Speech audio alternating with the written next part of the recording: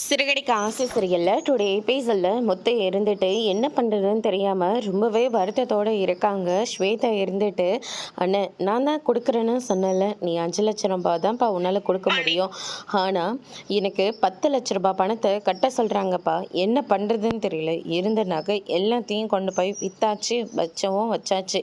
இதுக்கு மேலே யார்கிட்ட போய் கேட்குறதுன்னு ஒன்றுமே புரியல.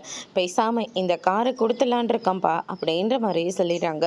மீனா இருந்துட்டு, இந்த காருங்களை வச்சு தான் நம்ம அடுத்தடுத்து இருக்கிற கடன் எல்லாத்தையும் அடைக்க முடியும். அதை விட்டுட்டு காரை கொடுத்துறேன்னா எப்படிங்க அப்படின்னு சொல்லிட்டு மீனா சொல்லிக்கிட்டு இருக்காங்க. அப்பாவோட உயிரே இந்த வீடு தான் மீனா.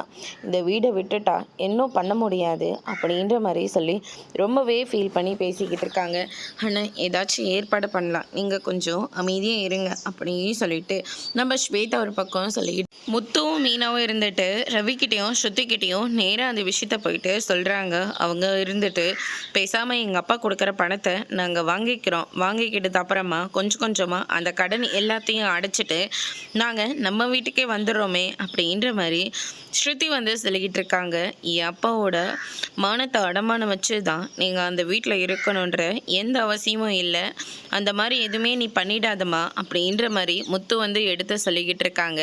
அதோட இன்னைக்கான பிரமோ முடிச்சிருக்காங்க. இனி சிறுகடிக்க ஆசை சரியில்லை. அடுத்தடுத்து என்னெல்லாம் நடக்க போகுதுன்றதை வெயிட் பண்ணி பார்க்கலாம். தேங்க்யூ.